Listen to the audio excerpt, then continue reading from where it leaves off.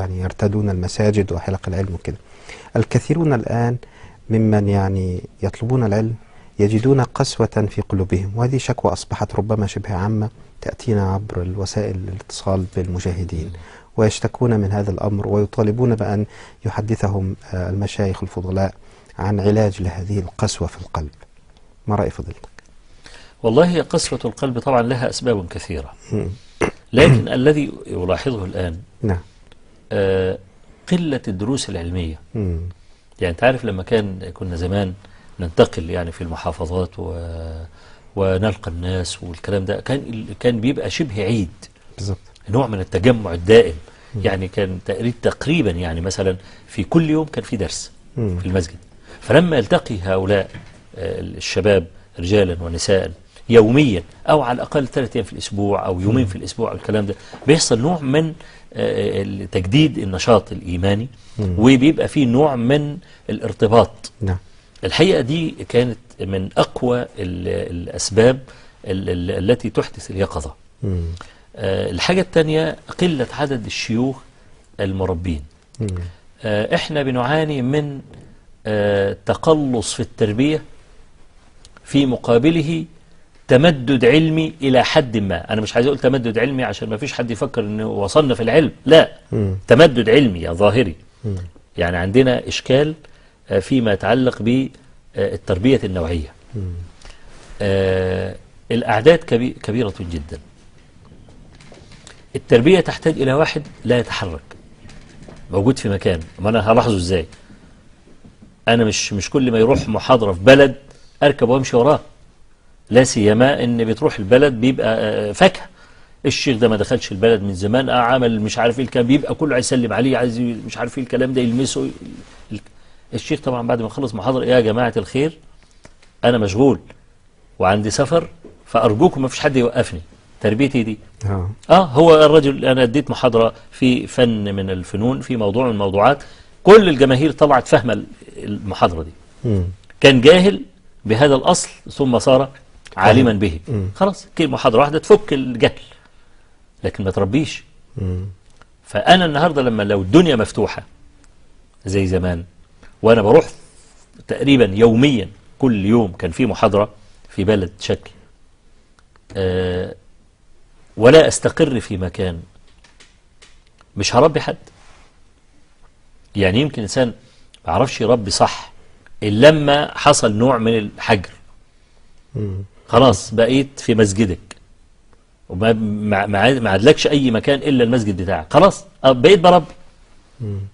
ودي يعني رب ضارة نافعة. نعم. فكنا يحصل نوع من التمدد العلمي، تزيل عرض الجهل بمحاضرات، لكن في تقلص تربوي.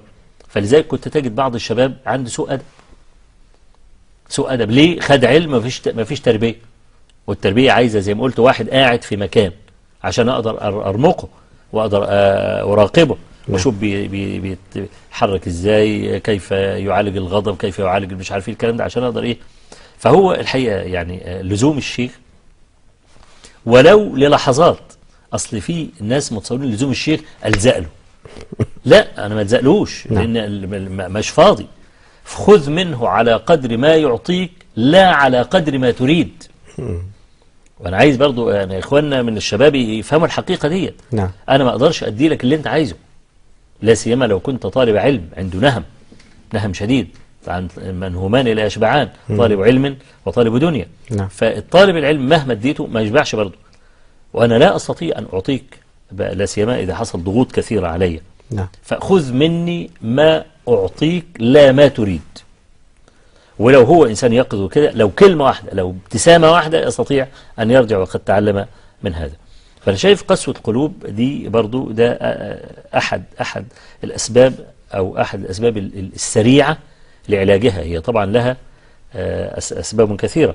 نعم. ودي تحتاج إلى بسط وتحتاج إلى دروس وحلقات، بس أنا بجيب الحاجة السريعة اللي هو لو عملها ممكن. يعني هو مثلا في بلد من البلدان يدور على خطيب جمعة، مش لاقي خطيب جمعة.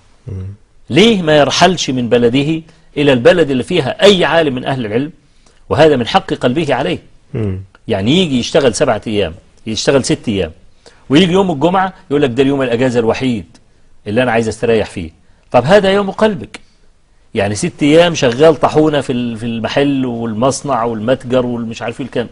يوم قلبك اللي المفروض قلبك يعني ينتشي كده ويتغذى والكلام ده، تقوم تظن على قلبك أن ترحل إلى بلد من البلدان عشان تسمع كلمة ترد العافية إلى قلبك. يبقى إذن أنا مش لاقي البيئة الإيمانية دي، أنا ممكن أنا أرحل إلى أي مكان. بالإضافة لي إن في حاجة أخرى أنا عايز أنبه عليها، وبعض الناس قد يستغرب منها، تغسيل الموتى من أوسع أبواب قسوة القلب. يعني الموت ده قبة المواعظ، قبة المواعظ. النبي عليه الصلاة والسلام قال كنت نهيتكم عن زيارة القبور فزوروها فإنها تذكر بالآخرة. فالمفترض أنا لما أروح عند القبور قلبي يتنفض. لو أنا يعني عندي يعني في الدنيا طموح والكلام ده، أرجع نفسي مسدودة. يا ملاك الدنيا قبلنا كيف حالكم؟ ما أنتم كنتم ملكين الدنيا. أبويا أغنى مني، أبويا كان أغنى مني. ليه؟ لأن الميراث الذي تركه أبي اتوزع علينا، فكل واحد فينا أفقر من أبي لأنه أخذ جزءا من الميراث، برغم أنه كان يملك هذا المال كله. هذا الذي أغنى مني وكان يملك المال كله مرمي النهاردة في قبر. فالمفترض أنا أرجع وأنا يعني عندي نوع من العبرة. لما بتدخل أخت، وطبعا ده منتشر قوي في وسط الأخوات، تغسيل الموتى والأجر والمش أجر والكلام ده. إذا كنت بتحصلي أجر، بس فقدت شيئا خطيرا جدا جدا. يعني أنا عايز أي أخ أو أي أخت من اللي هم بيغسلوا الموتى تشوف الفرق، الأثر على قلبها. أول جثة، أول ميت أو ميتة بالنسبة للنساء غسلته، وآخر ميت اتغسل، تلاقي الفرق السماء والأرض. أول ما دخلت ممكن تكون غابت لها 3 4 5 أيام مرعوبة، مش قادرة تنام، مش قادرة تاكل، مش قادرة تشرب الكلام ده، وحست بتفاهة الدنيا وحقارتها والكلام ده. النهارده الميت أو الميتة رقم 50 60 70 80 خلاص، ممكن يقوم جاي رازع له ايده كده ورازع له ايده كده وعادل دماغه كده وخبط ومش عارف ايه وهات مش عارف ايه وكتف الايه واعمل الايه والكلام ده، وعادي خالص، ولا عاد في عظه ولا عاد الكلام ده. فده يسبب قسوة القلب. ليه؟ الحاجة اللي كانت متصور انها تشرح لي صدري، انها تزيح الهم بتاعي، راحت.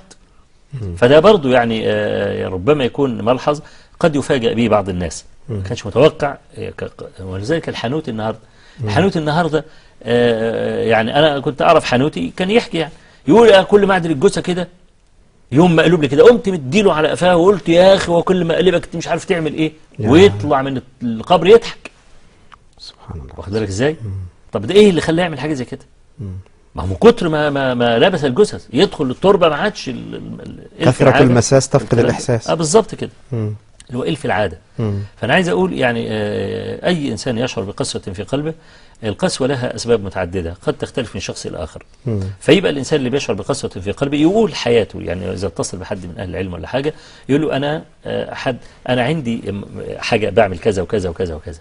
فيقوم العالم ممكن لو سمع حاجتين 3 يعرف إن دي أشد من دي ودي أشد من دي، فبدل ما يديله كلام عام، الكلام العام ساعات لا يتنزل على الشخص. نعم. يعني الشخص بيعتبر خصوص، ومعروف أن العام لا يشهد الخاص، يعني نعم. القاعدة الأصولية العام لا يشهد الخاص، إنما الخاص هو الذي يستثنى من العام. نعم. ولذلك الخاص يقدم على العام يعني عند التعارض مثلا أو كده.